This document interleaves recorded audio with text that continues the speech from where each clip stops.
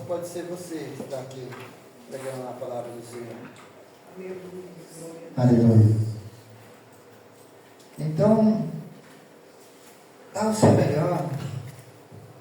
E diante da palavra do Senhor, você tem a liberdade de glorificar o Senhor. Aleluia, Jesus. Aleluia. Santo Deus, aleluia. É tão maravilhoso você passar uma energia boa para o pregador.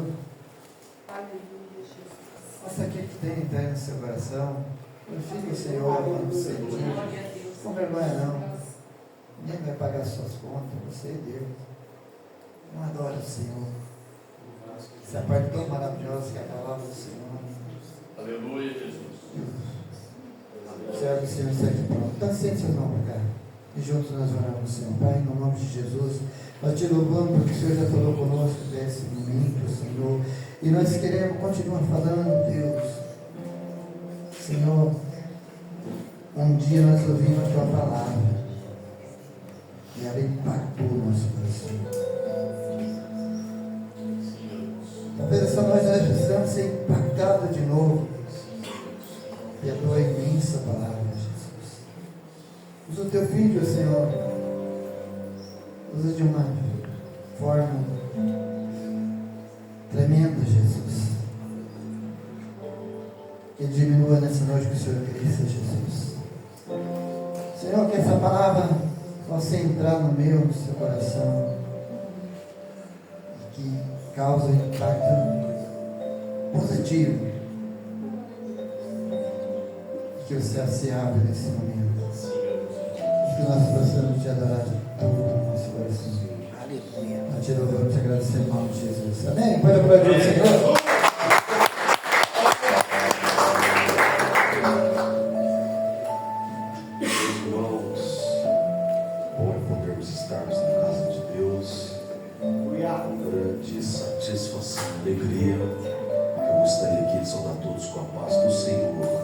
Amém. Pode tomar os vossos assentos. Enquanto vocês se assentam, eu convido a uma leitura bíblica que se encontra no Evangelho segundo o relato de João, capítulo de número 3.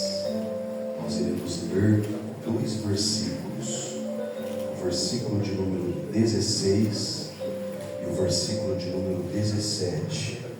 Evangelho segundo o relato de João, capítulo de número 3, versículos de número 16 e 17. Enquanto você se localiza no texto, eu gostaria aqui de Deus externar minha alegria de poder estar aqui com os irmãos para juntos louvarmos e bendizer o nome do Senhor. Eu gostaria aqui de fazer pública as minhas palavras de agradecimento a Deus, a vida do pastor Pedro, a vida do pastor Fábio, que nos encontrou ali no caminho, o Jefferson, que entrou em contato, de modo extensivo, que Deus possa abençoar a vida de cada um de vocês que estão aqui esta noite. Aleluia. Quero aqui parabenizar minha esposa, hoje ela está completando mais uma primavera. Aleluia. Thalys, que Deus lhe dê muita saúde, muita paz, Grande Deus, aleluia. muita prosperidade. Saiba que você é o amor da minha vida. Aleluia. Quando Deus quis me abençoar, Ele me apresentou você. Quando você encontrar o texto, diga um amém. Amém. Para alguém que está do teu lado aí, diga: você está com frio ou veio para dar glória? Diga para essa pessoa os dois: eu estou com frio e veio para dar glória. Aleluia. Glória a Deus. Se puder desligar o da show, isso. Melhor. Isso. Aleluia. Faz. Assim está escrito na versão que eu tenho em mãos. Porque Deus amou o mundo de tal maneira que deu seu Filho unigênito, para que todos que nele crê não pereça, mas tenha a vida eterna. Porque Deus enviou seu Filho ao mundo. Olha o propósito da missão, o propósito pelo qual ele foi comissionado.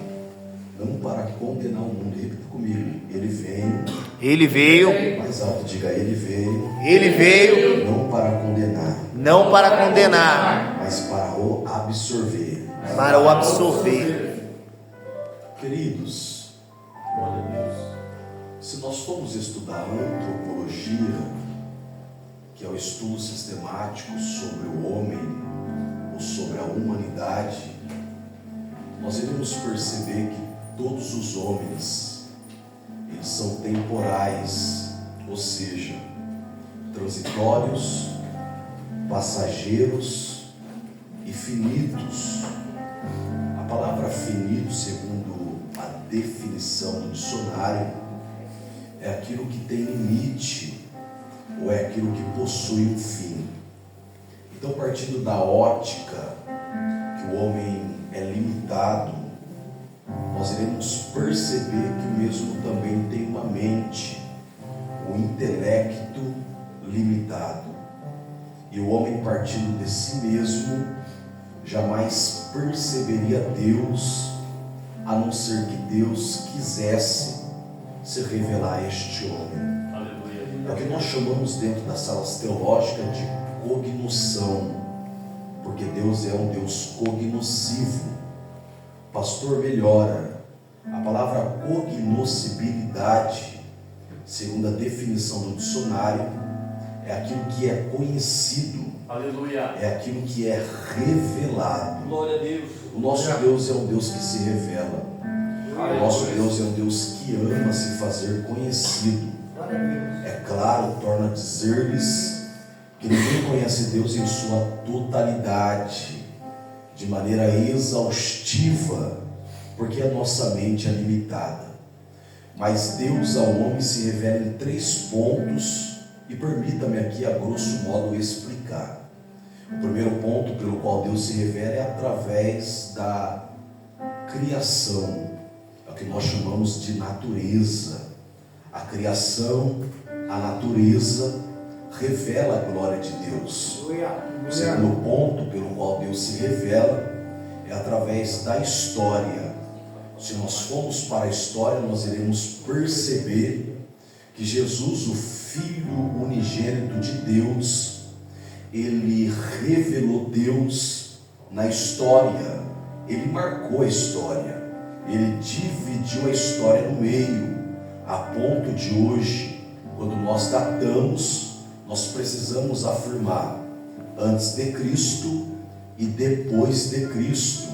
Então Jesus, na história, revelou a glória de Deus. Aleluia. O terceiro ponto pelo qual Deus se revela é através da Bíblia que temos em mãos. As nossas Bíblias é a maior revelação de Deus para a humanidade. Aleluia. A nossa Bíblia é composta de 66 livros, 1189 capítulos. A mesma foi escrita por 40 homens. Então 40 homens foram divinamente inspirados por Deus para nos escrever a Bíblia Sagrada, a fim de nos ensinar, a fim de nos corrigir, a fim de nos instruir na justiça. Essas são as orientações de São Paulo ao seu filho na fé, Timóteo, segunda carta ao mesmo, capítulo 3, versículos 16 e 17. Então a Bíblia tem 66 livros, 1189 capítulos, 31.000 versículos. Mas se a Bíblia tivesse um único livro, e este livro fosse o Evangelho de João, ele seria suficiente para a pregação, para a propagação do Evangelho. Aleluia. Se nós formos afunilar ainda mais, se a Bíblia tivesse um único capítulo, e este capítulo fosse o capítulo 3 do Evangelho de João, ele também seria suficiente para a evangelização do mundo todo. Aleluia. Se nós formos afunilar ao extremo, se a Bíblia tivesse um único versículo, e este versículo fosse o capítulo 3, o versículo 16 do Evangelho de João, ele também seria suficiente para a pregação, para a propagação do Evangelho no mundo todo. Então, se formos ser redundante nesta madrugada e recapitular para a melhor compreensão dos irmãos, a Bíblia tem 66 livros, mas se ela tivesse um único livro dentro dessa capa preta, ele seria suficiente principalmente se fosse o Evangelho de João. A pergunta é, mas por que, pastor? O Evangelho de João, se formos aqui esmiuçar, ou ser detalhista no que João escreveu, nós iremos perceber que o Evangelho de João é composto de 21 capítulos, 879 versículos. O mesmo é dividido em duas partes. Nós encontramos 167 perguntas, e é no Evangelho de João que nós encontramos a manifestação do Filho de Deus. E perceba a ênfase que João dá: Filho com F maiúsculo, trabalhando a divindade do Cristo. Aleluia. Porque João, dos 4 evangelistas, é o mais teológico, é o mais didático, é o mais detalhista. João, quando escreve na intenção de apresentar ou defender a divindade do Cristo, a deidade de Cristo. É por isso que no capítulo 1, versículo 1, diferente dos 3 primeiros evangelhos, João começa com a genealogia do céu.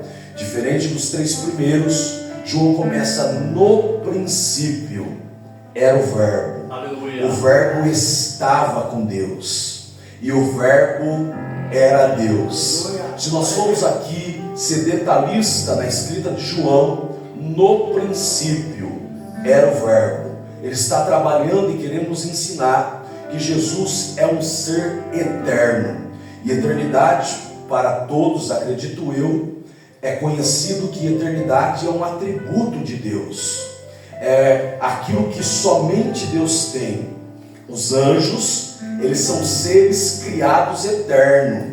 Jesus não. Segundo a escrita, a pena do profeta Isaías, Jesus é o Pai da eternidade. Aleluia. É como se ele pegasse a eternidade no colo, balançasse para lá e para cá. Foi ele que criou a eternidade. Então ele não tem princípio, é ele que criou o princípio. Deus, o Cristo, ele é pré-existente. Deus não existe. Quem existe sou eu e você, porque a mentalidade ou o ensinamento a respeito de existência trabalha: alguém criou alguém. Eu só existo por causa do meu pai, o meu pai por causa do meu avô, o meu avô por causa do meu bisavô, e assim é construída toda a minha árvore genealógica. Mas Deus não existe. Quem criou Deus? Deus é o autor de todas as coisas. Então ele não existe, ele é pré-existente. Ele disse para Isaías: Isaías, diga aí para o povo: ainda antes que houvesse dia, eu sou. E não há ninguém que escapa das minhas mãos, porque trabalhando eu, ou operando eu, quem me impedirá? Então no princípio era o Verbo estava com Deus. Aqui existe a doutrina da Trindade, não do unicismo, que acredita que Cristo é o Pai é o Cristo, e assim uma única pessoa. Não, aqui está a doutrina da Trindade. No princípio era o Verbo estava, ele não era, ele estava com Deus, ele estava no princípio com Deus, ele estava no início de tudo com Deus. O Verbo é distinto do Pai. No princípio era o Verbo estava com Deus. E João termina dizendo: e o Verbo era Deus. Eu estava num rápido, lavando o meu carro, quando estou ali no ambiente, aguardando mesmo ficar pronto. Eu estou vendo 2 rapazes que se aproximam, um para na calçada, outro entra no ambiente tirando o papel do bolso para me entregar. Eu percebi que o mesmo era um testemunha de Jeová. Já me indaguei perguntando, dizendo: para vocês, quem é Jesus? Jesus é Deus? Essa foi a pergunta. Ele disse: Jesus não é Deus. Eu disse: mas está escrito, citei o texto que acabei de falar com os irmãos: no princípio era o Verbo. Aleluia. O Verbo estava com Deus, o Verbo era Deus. Ele, igreja, ele fez questão de abrir a Bíblia dele e mostrar na Bíblia dele o Deus com D minúsculo, porque a Bíblia dos Testemunhas de Jeová, a Bíblia da nova era, ela apresenta um D minúsculo no era Deus. Então ele trabalha, ou eles acreditam que Jesus é um Deus criado, D minúsculo, um Deus criado em alguma parte da eternidade. Só que eu disse para ele: Jesus é Deus? Ele disse: Jesus não é Deus, Jesus é uma criação, a primeira criação do Deus Jeová, um anjo em patente maior. Eu disse: então relê o texto para mim. Ele disse: no princípio era o verbo se para. Jesus é a palavra, ele afirmou: é a palavra, mas não é Deus. Eu disse: então relê o texto. Ele releu: no princípio era o verbo. Eu disse: está claro que Jesus é a palavra. Ele enfatizou novamente: é a palavra, mas não é Deus. Eu disse: eu vou usar a sua Bíblia pelo fato de eu não estar com a minha aqui. Vamos ficar em João, só que abra a sua Bíblia na primeira epístola de João, capítulo de número 5, versículo de número 7. Ele abriu, achou o texto que está escrito assim: 3 são que testificam no céu: o Pai, a Palavra e o Espírito Santo. E os 3 são um. Eu disse para ele: eu vou fazer a exegese de maneira figurada. Se você pegar 3 copos de água, abrir uma garrafa e encher os 3 copos, contando os copos, são 3, são distintos, mas a essência que está dentro dos 3 copos é a mesma coisa. Assim é o Pai, assim é o Filho, assim é o Espírito Santo. Quando eu citei a ideia de trindade, ele refutou de cara, porque a palavra trindade não é bíblica, mas teológica. Eu disse para ele: mas eu vou provar na sua Bíblia que Jesus é Deus. Um testemunha de Jeová olhou para o outro. Eu disse: vamos ficar em João. É a primeira carta, é o capítulo 5, é o mesmo capítulo, só que localiza o versículo de número 20. O testemunha de Jeová achou o texto que está escrito assim: sabemos que o Filho de Deus é manifestado e nos deu conhecimento do que é verdadeiro, e no que é verdadeiro estamos, isso é, em Jesus Cristo. Aleluia! Porque este é, olha a parte C do texto, porque este é o verdadeiro Deus. Aleluia! E a vida eterna. Eu fiz a pergunta no início da conversa: defina Jesus para mim. Porventura Jesus é Deus? Um testemunha de Jeová olhou para o outro, porque ele acabou de ler na Bíblia, versão Nova Era, irmãos. Esqueceu de adulterar 1 João 5,20, que afirma a divindade de Jesus. Um testemunha de Jeová olhou para o outro, porque não tinha saída, meter o pé na nossa linguagem paulista, porque não tinha saída. E mesmo se ele refutasse esse texto de maneira exegética, eu iria mostrar João, ou 1 João, capítulo 1, versículo 1. João afirma dizendo: aquele que é desde o princípio, ou seja, aquele que é eterno. Os meus olhos contemplaram a sua beleza, os meus ouvidos ouviram as suas palavras de sabedoria. Eu inclinei a minha cabeça sobre o seu peito, porque João, de todos os apóstolos, é o único que permaneceu. É ele que afirma, é ele que defende a divindade do Cristo.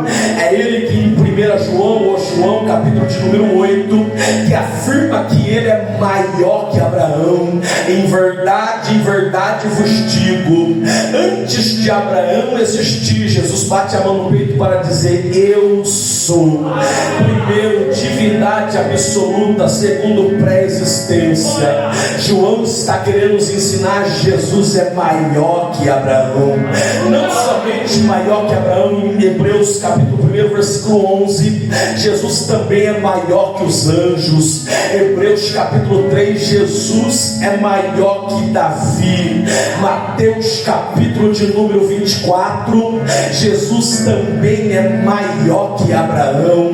Em João capítulo 4, Jesus a samaritana disse: se você beber da água que eu te dar. Olha a pergunta da samaritana: porventura és tu maior maior que nosso pai Jacó, que cavou, desentulhou o poço, bebeu da água, deu para sua família e para todo o seu gado. Jesus disse: eu sou. Então vamos lá, Jesus é maior que Abraão, Jesus é maior que os anjos, Jesus é maior que Moisés, Jesus é maior que Davi, Jesus é maior que Jacó.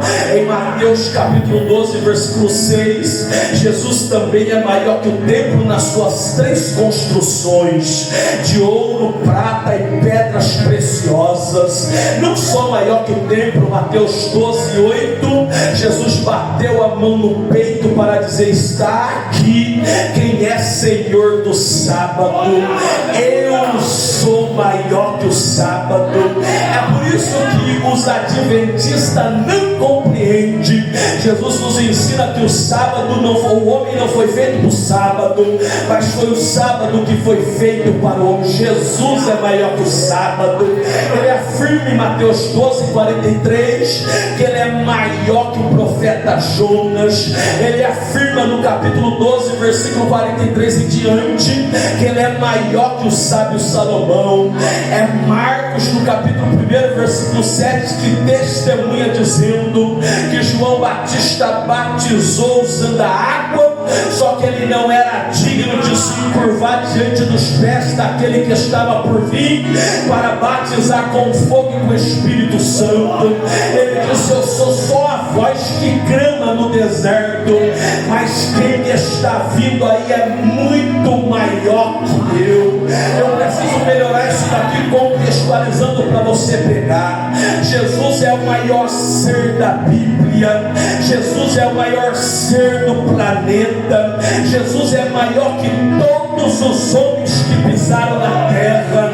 Olha só o que Paulo diz em Filipenses 2, versículo 5 em diante: de sorte que haja em vós o mesmo sentimento que houve em Cristo Jesus, que sendo Deus não teve por usurpação ser Deus, mas aniquilou-se a si mesmo, tomou forma de servo, fez-se semelhante a nós homens, achando na forma de homem, foi obediente até a morte de cruz, pelo que também Deus o exaltou soberanamente. E olha a ênfase de Paulo: e deu o nome, não é um nome, é o nome acima de todos os nomes. A definição do verbo aqui: o nome é qualquer época da existência da humanidade. Se apareceu um cientista hoje, o nome de Jesus é maior. Se apareceu um filósofo influente, o nome de Jesus é maior. O nome de Jesus é maior que o do Lula, maior que o do Bolsonaro, maior que o presidente dos Estados Unidos, da China. O nome de Jesus é maior que o do Elon Musk, o maior criador do século 21. Eu preciso melhorar isso daqui. É por isso que os evangelistas testificam dizendo que ele vem caminhando por cima das águas. Melhora, pastor. Os discípulos, os apóstolos eram viventes do mar, eles conviviam com o mar, tinha vivência de mar, pois eram pescadores. Mas diz o texto, não eu, que aquele dia eles perderam o controle da situação. O texto diz que as ondas açoitavam a embarcação. Vou melhorar. O vento soprava, levantava as ondas açoitavam a embarcação. Mas o texto afirma dizendo: e Jesus veio na quinta virada do dia andando sobre as águas. Três lições. A primeira: aquilo que os discípulos perderam o controle estava debaixo dos pés de Jesus.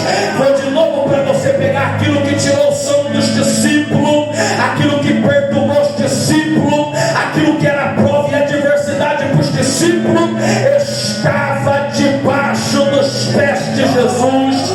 E perceba que o vento e o mar revolto não impediu Jesus de caminhar. O texto diz que ele não veio correndo, porque só corre quem perde o controle. Ele vem sereno, ele vem calmo, caminhando por cima das águas. E pega a terceira afirmativa: é com uma palavra, diz o texto, que houve bonança. Eu vou melhorar para você pegar de pé como os meus amigos pegaram. Eu vim te dizer: Deus não perde o controle controle e tem uma palavra sendo direcionada esta madrugada em direção à tua casa, em direção à tua vida. Eu não sei se você pega, mas eu vim te dizer: a paz vai chegar, a alegria vai voltar, todas as coisas vai se encaixar no seu devido lugar, porque Ele é maior que essa tempestade, Ele é maior que essa provação, Ele é maior que este vale. Descansa o teu coração, Ele sai. Levanta uma de suas mãos.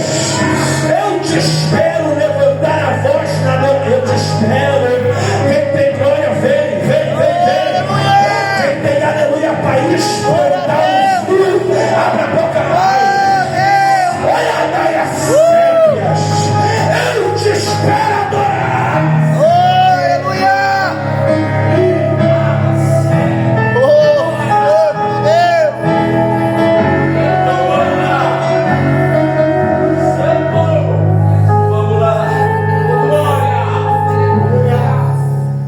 Tem 66 livros, sim ou não? Sim.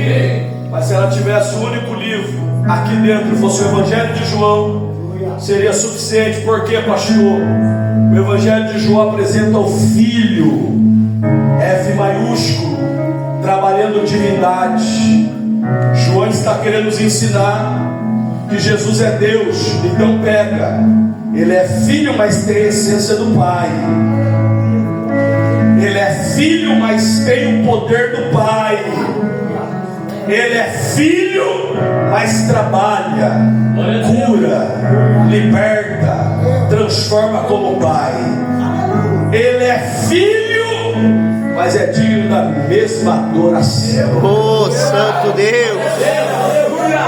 Eu vou encerrar, mas olhe-me aqui. Cada evangelho existe um apontamento, uma faceta, é do conhecimento dos irmãos, que o primeiro evangelho de maneira cronológica a ser escrito foi o evangelho de Marcos. Marcos é o primeiro evangelho a ser escrito, embora a ordem canônica, a ordem que se encontra na nossa Bíblia apresenta Mateus como o primeiro, mas o primeiro de fato a ser escrito, ordem cronológica, é o de Marcos. Marcos, quando pega papiro, uma espécie de folhetinta para escrever, vai escrever para os romanos na intenção de apresentar Jesus como servo. O segundo evangelho, o evangelho de Mateus, escrito para os judeus, Mateus apresenta o rei dos judeus. O terceiro evangelho, o evangelho de Lucas, quando escreve aos gregos na intenção de apresentar Jesus como homem perfeito, homem que não pecou, homem que não cometeu iniquidades. Olha isso daqui, para você dar um glória a Deus gostoso comigo. Quando Lucas apresenta o homem perfeito, repita comigo: perfeito. Perfeito. Ele está querendo nos ensinar que todos os homens que pisou na terra, eles foram imperfeitos. O único perfeito foi Adão. Adão foi o único homem a ser perfeito, mas como ele erra, como ele comete uma iniquidade, um pecado, todos que vêm a partir de Adão e Eva veem o imperfeito. Vou melhorar. O pecado venceu todos os homens que pisaram na terra.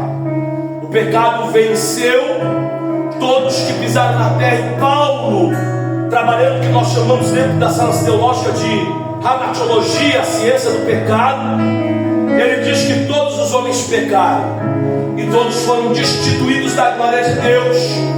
Ele chega a afirmar que o salário do pecado é A morte. então a paga mais baixo para aquele que peca é a morte.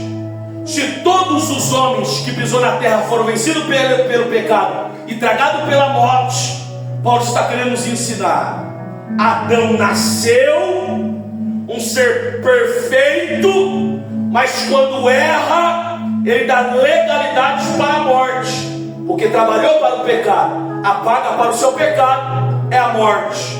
Eu preciso melhorar isso daqui. Adão foi feito um ser infinito, não eterno. Eternidade é dada no Calvário, na cruz. Aleluia. Se Adão não peca, estaria vivo até hoje. Mas como pecou, deu legalidade, abriu a porta para a morte entrar. A ponto de Paulo aos Coríntios capítulo 15 ensinar que por um homem, pelo primeiro Adão, entrou o pecado. Então quando Adão peca, a morte não vai respeitar, vai tragar a vida de Adão. A morte não respeita Noé, tragou a vida de Noé. Abraão também, o pai da fé, pecou, a morte veio e tragou a vida dele. A Bíblia diz que Moisés peca, a morte veio e traga, a ponto dele dizer, ou Deus dizer para Josué: Moisés, meu servo, é morto. Davi pecou, a morte veio e tragou. Salomão pecou, homem mais sábio, a morte veio e tragou. Sansão pecou, homem mais forte, a morte veio e tragou. Os profetas maiores, Isaías, Jeremias, Ezequiel, Daniel, pecaram, a morte veio e tragou. Os 12 menores, José, Joel, Amós, Obadias, Jonas, por aí vai, a morte veio e tragou. A morte matou os discípulos, apóstolos, Pedro, Tiago, João, André, Felipe, Tomé, Bartolomeu, Mateus, Tiago, Filipe. A morte veio e tragou todos. Até mesmo Paulo, o maior escritor do Novo Testamento, aquele que disse: o bem que eu quero fazer eu não faço, às vezes não consigo, mas o mal que eu não quero eu acabo cometendo. Olha o texto: maldito, miserável homem que sou, quem me livrará do corpo desta morte? Aleluia! Paulo está querendo nos ensinar que ele é descendente de Adão, tem uma natureza pecaminosa e adâmica, e por fato de ter essa natureza, a morte tem legalidade para matá-lo. Então a morte matou todos os homens, porque todos os homens pecaram. Só que Lucas está dizendo: ele é o homem perfeito. Aleluia! Olha isso daqui, Lucas 1,35. Ele é o santo que havia de nascer. 2 Pedro 5,21. Ele é sem pecado. 1 Pedro 1,19. Ele é sem falha, sem defeito. Ele é inquebrável, imaculado. O escritor de Hebreus 4,15 diz que ele foi tentado, provado em tudo, mas sem pecado. É o texto querendo nos ensinar. Ele é o único homem da história. Prepara para dar glória, que venceu o pecado e a morte. Vou melhorar. Ele venceu o pecado em vida, e na sua morte ele vence. Eu amo o texto aos Hebreus que diz assim: ele, Jesus, na sua morte venceu a morte, aquele que tinha o império da morte. Então em vida ele vence o pecado, na morte ele vence a morte, e aquele que tinha o império da morte, a saber o diabo. É por isso que você vai ler que a morte vai subir no Gólgota, ela vai subir no Calvário bem mansa, permita a minha linguagem chula, ela vem pesando fofo, ela olha para o ladrão crucificado à direita, vai levar a alma dele, ele é pecador. Olha para o da esquerda, também vai levar, mas quando ela olha para aquele que está na cruz do meio, ela percebeu, prepara para dar glória, que ele é santo na boca, é santo nos ouvidos, é santo nos olhos, é santo nas mãos, os pés são santos, a mente é santa.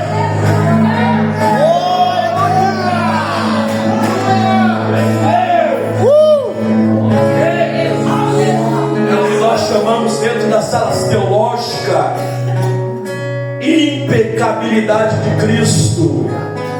Jesus é o único ser que pisou na terra e venceu a morte. Mas a pergunta poderia ser essa: pastor, ele morreu.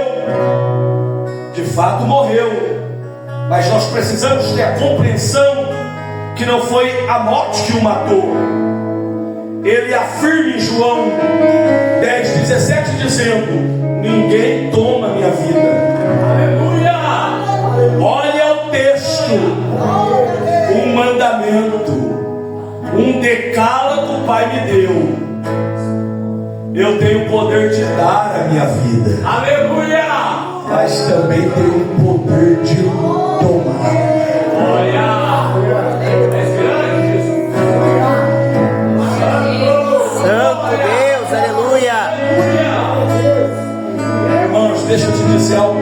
muito sério aqui. A morte não respeita a cor, a morte não respeita credo, condição social, influência, se tem ou não tem muito dinheiro na conta, se mora ou não mora bem. A morte não respeita. Quando ela chega, ela traga, ela tira a alma do corpo e o corpo deixa cair no chão. A morte não respeita ninguém, mas aquele dia ela subiu mais. Glória! Porque segundo a Bíblia já tinha tomado 3. Ela se encontrou com ele no caminho de Emaús, ou melhor, de Naim, e teve que largar a vida do filho da viúva. Aleluia! Ela se encontrou na casa de Jairo e teve que largar a vida da filha de Jairo. Ela se encontrou com Jesus na sepultura de Lázaro. Mesmo diante de 4 dias, Jesus chega diante da sepultura e é o único defunto, por mim da minha linguagem, que Jesus chama pelo nome. Todos os outros ele chamou. Ele disse ressuscita morto, ele disse Talita. Ele sempre chamou, mas no cemitério ele chamou Jairo Lázaro pelo nome. Porque se ele chama assim defunto, imagina, irmãos, um cemitério que tinha de morto queria ressuscitar, mas a ressurreição é específica. Ele grita: Lázaro, sai para fora. Glória! Aleluia! Você tem uma mão para levantar? Eu não sei o que está morto na tua vida. Eu não sei o que você sepultou. Talvez iniciou o ano de 2025 arquitetando muitas coisas, planejando muitas coisas, com muitas expectativas, com muitos projetos, muito sonho, mas com o decorrer dos meses já estamos no quinto, sim ou não? Muitas coisas vai ficando, a gente vai enterrando, vai fazendo velório, mas eu vim como boca de Deus para te dizer: Jesus está aqui para ressuscitar. 2025 não vai encerrar do jeito que se iniciou. Eu não sei se você pega isso daqui, mas o príncipe da vida, ele está vindo em direção aos teus sonhos, teus projetos. Pega, porque é bíblico que ele está indo em direção à tua casa. Porque se a salvação está condicionada a crença, é só crer. Paulo pregou para o carcereiro: se tu crer, será salvo tu e toda a tua casa. Eu não sei se você tem mão para pegar, alguém já pegou de pé. Eu vim te dizer: Jesus vai salvar o filho, vai salvar a filha, vai salvar o esposo, vai salvar a esposa. O rei da vida, o príncipe da vida, está trazendo à vida aquilo que... Aleluia! Glória a Deus. Oh, Deus. Nós não podemos conversar com a morte, mas se nós pudéssemos fazer algumas perguntas, a pergunta seria: morte, você mata? Ele iria dizer: eu mato, não respeito nada. Eu mato influência, eu mato pessoas simples, eu mato no Brasil, mato na Europa, mato na África, eu mato médico, mato doutor, eu mato advogado, eu mato favelado, eu mato quem mora no condomínio, eu mato. Morte, você matou Allan Kardec, eu matei. Aqui estão os seus restos mortais. Morte, Buda, eu matei Buda, Siddhartha Gautama, eu que matei. Aqui estão os seus restos mortais. Eu matei Allan Kardec, pai do espiritismo, em 3 classes, alta, baixa, macumbaria, eu matei Allan Kardec. Reverendo 1, aquele que disse que veio substituir Jesus, que teve a cara de pau de dizer que Jesus não cumpriu a sua missão porque morreu. A morte iria dizer: eu matei Reverendo 1, pai da igreja da unificação. Mas se nós pudéssemos perguntar a morte: e Jesus, o Nazareno? Ela iria dizer: como eu vou me esquecer daquela sexta-feira? Aleluia! Ele chegou aqui sozinho, como alguém que reina. Aleluia! Pedro, em Atos 2, diz que ele estava solto, as ânsias da morte. A Bíblia diz, segundo Paulo aos Coríntios,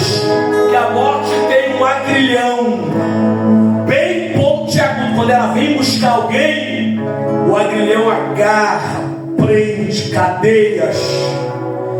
Mas Jesus estava solto, ou seja, Jesus chegou lá embaixo por conta própria.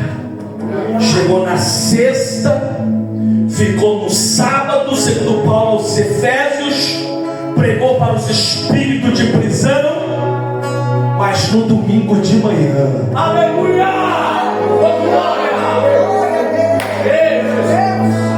Hoje, só mais uma pergunta: aonde é que Jesus está? Porque todos que ela matou estão presos até hoje, aguardando o julgamento e a segunda ressurreição. Não a primeira, porque a primeira é para os salvos, mas a segunda, quem está preso pela morte, está aguardando o juízo final. Ela iria dizer: estão presos aqui, Jesus não. E a pergunta a ser feita é: sabe por que os budistas são vazios, os kardecistas são vazios, os católicos são vazios? É porque a sepultura dos seus pais, dos seus líderes, estão cheias de restos mortais. Sabe por que eu, você, nós no plural somos cheios? Porque a sepultura deles está vazia. Aleluia!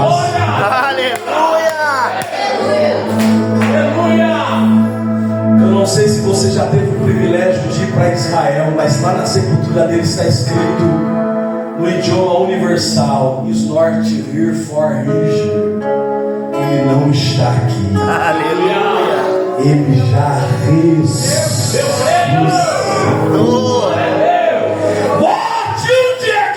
Pelo que eu sei, ele disse: onde estiver dois na casa, não precisa estar cheia. Ele disse: aonde estiver dois ou três reunidos no teu nome, ele disse: eu vou fazer questão de estar no meio.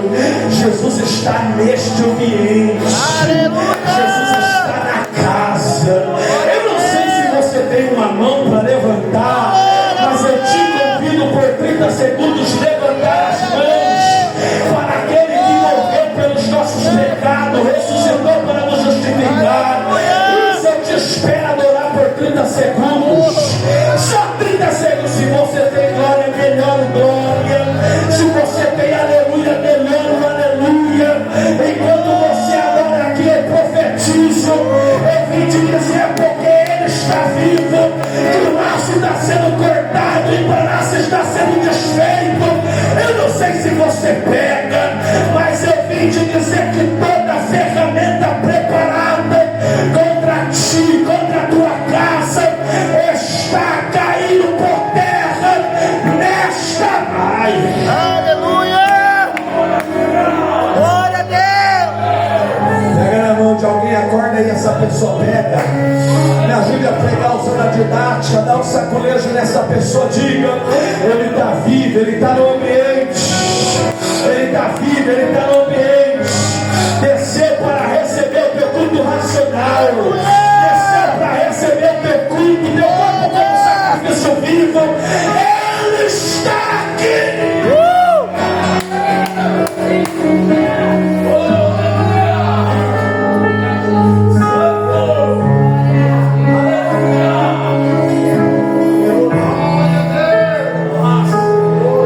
Aleluia, Senhor. Santo eres tu, Pai. Vamos lá para a gente ir embora mais que abençoado. Se a Bíblia tivesse um único livro e esse livro fosse o Evangelho de João, seria suficiente. Glória a Deus. Porque João apresenta o Filho de Deus, o Deus encarnado. Se a Bíblia tiver, irmãos, pegue isso daqui. Eu estou te dizendo que a Bíblia tem 1189 versículos ou capítulos, mas se ela tivesse um único dentro desta capa dura, se ela tivesse somente um capítulo e fosse o capítulo 3 do Evangelho de João, seria suficiente. A pergunta é: por que, pastor? Porque o capítulo 3 do Evangelho de João nos apresenta novo nascimento. Jesus para Nicodemos diz: em verdade vos digo que é necessário nascer da água e do Espírito. Aleluia! Então percebam, se a Bíblia tivesse somente capítulo 3 do Evangelho de João, nós teríamos argumento para pregar para o mundo todo. O capítulo 3 do Evangelho de João é soterologia pura. Sotério, livramento ou salvação, logia, estudo. Soterologia, estudo da salvação.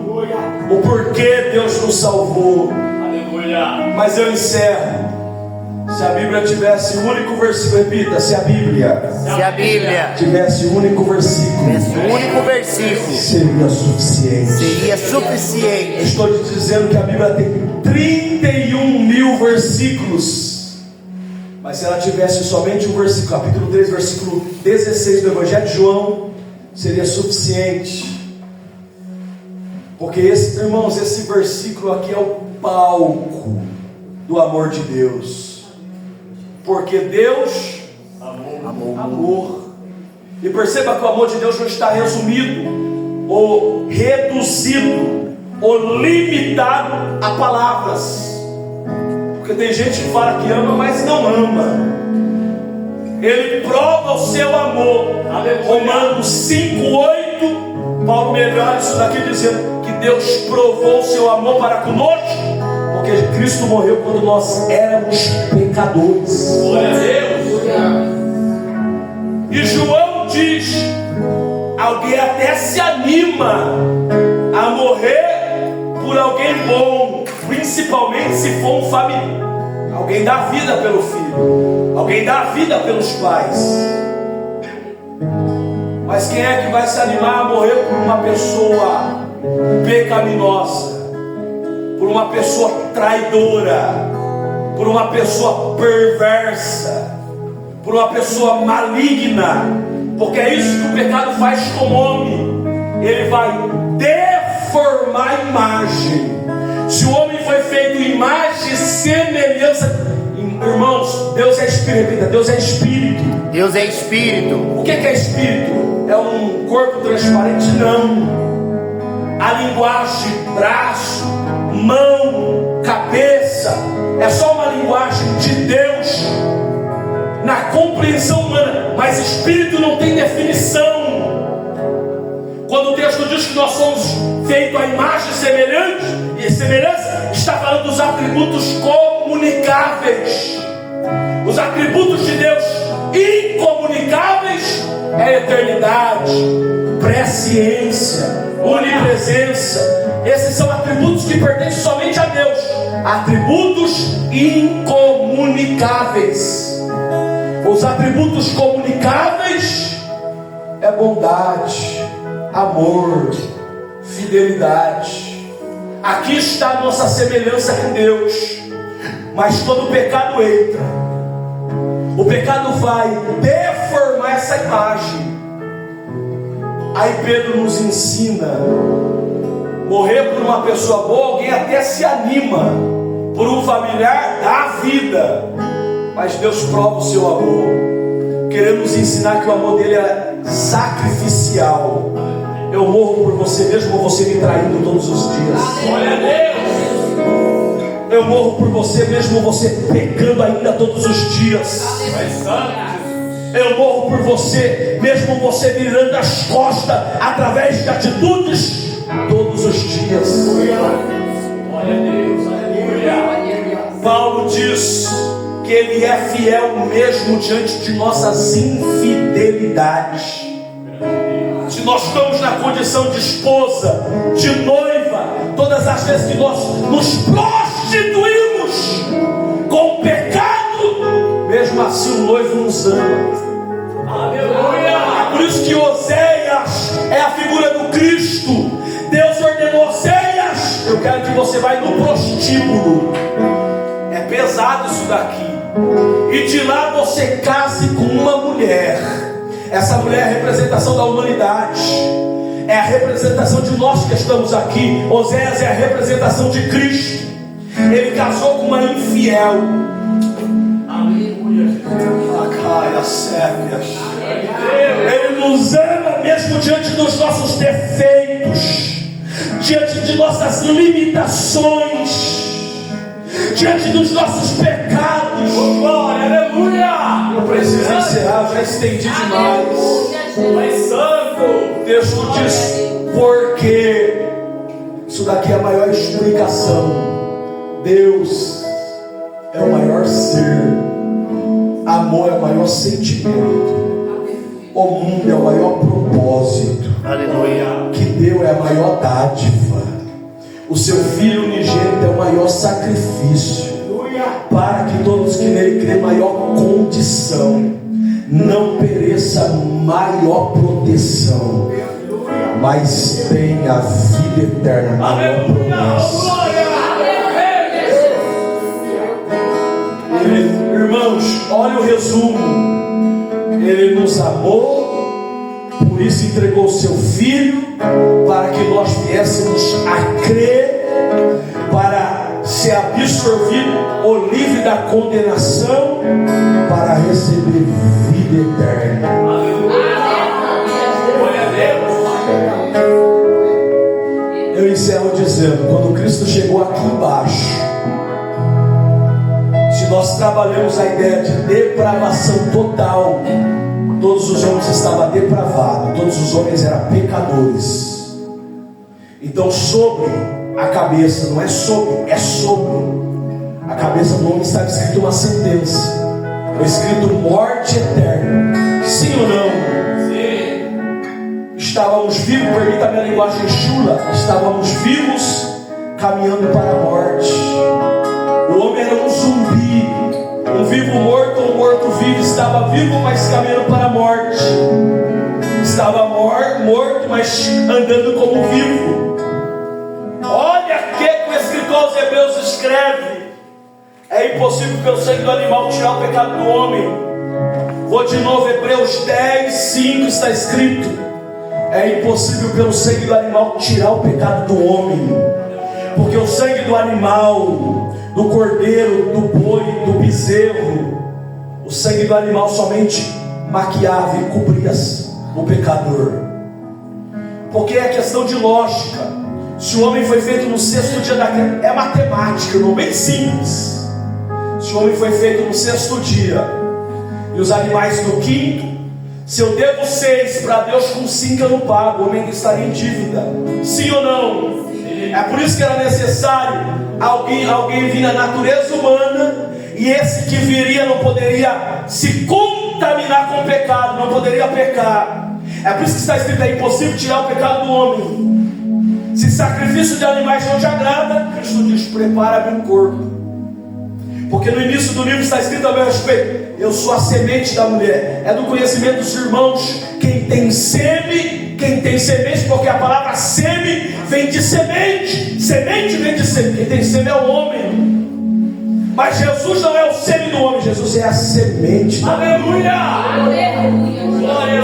Jesus é o fenômeno da encarnação. João Batista está batizando, eu encerro aqui. A linguagem é pesada, raça de víboras, porque víboras aqui no contexto é pecadores, raça de pecadores.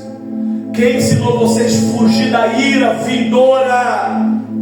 Só que no meio das víboras, dos pecadores, ele vê um cordeiro. Aleluia! E olha a diferença. Ele brada bem alto dizendo: eis aí o cordeiro de Deus. Oh, aleluia! Olha a ênfase do texto: que tira. Se o sangue do animal somente cobria, o sangue de Jesus tira o pecado. Glória a Deus.